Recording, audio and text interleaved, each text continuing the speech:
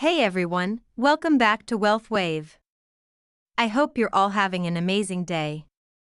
Today, we're diving into a pressing issue. In 2025, Social Security benefits are now valued at $4,400 less than they were 15 years ago in 2010. We'll explore some strategies to bridge that gap and discuss why beneficiaries are facing this shortfall. But before we jump in, if you're looking to save around $1,100 on your Medicare plan, I highly recommend reaching out to Chapter. When my dad first became eligible for Medicare, he had a ton of questions like whether he could keep his longtime doctor and what his deductible would be. All those questions could have been easily answered if he had just called Chapter back then. So, don't hesitate. Give them a call at 612-895-2101 for a completely free consultation. The average person saves about $1,100, so what do you have to lose? I'll leave that number and their website in a pinned comment below. Now, let's get into today's topic. As I mentioned, in 2025, the average Social Security beneficiary is receiving about $4,400 less than they did in 2010 when adjusted for inflation. Why is this happening? One major reason is that cost of living adjustments, COLAs, haven't kept pace with inflation. While we do receive a COLA every year like the 2.5% increase in 2025 and the projected 2.5% for 2026, these adjustments are simply not enough to match rising living costs. A study indicated that the COLAs have fallen short of inflation by over $1,000 since the pandemic began. This discrepancy is largely due to how inflation is measured. The Consumer Price Index for urban wage earners and clerical workers, CPIW, has changed over the years, with some essential goods and services being removed from the basket used to calculate inflation.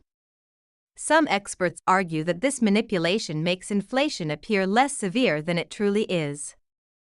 For instance, a few years ago, when we saw an 8.7% COLA, some analysts suggested it should have been closer to 15% if the same metrics from decades ago were applied. An article from CNBC highlighted that Social Security COLAs have fallen short by $1,054 since the pandemic began, illustrating that benefits are not keeping up with inflation.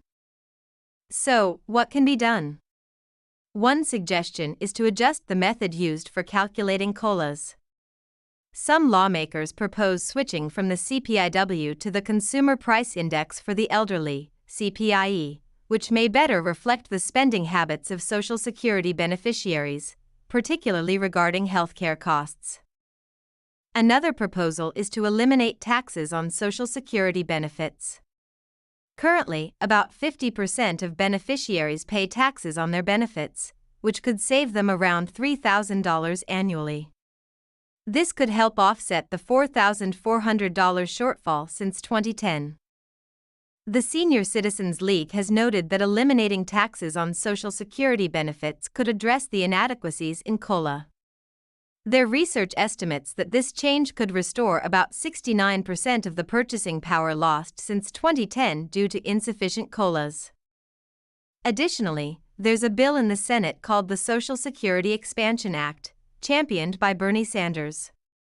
This bill proposes increasing benefits by $2,000 annually, or $200 monthly, and shifting the COLA calculation to the CPIE.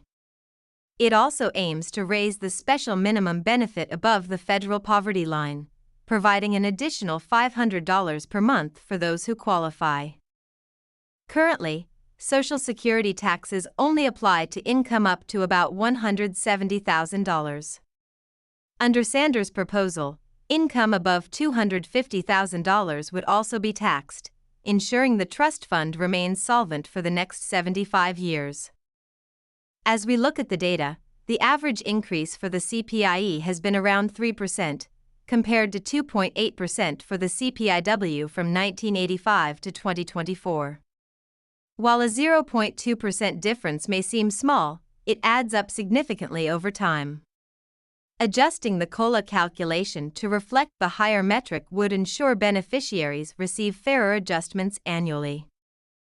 Looking ahead, experts predict that by 2034, the Social Security Trust Fund could face insolvency, leading to mandatory cuts of 19% to 26% if Congress doesn't take action. There's a lot at stake, and it's crucial that we address these issues to secure the future of Social Security and ensure that cost of living adjustments keep pace with inflation. I'd love to hear your thoughts on everything we discussed today. Please leave your comments below. That's all for today's video, and I'll see you in the next one.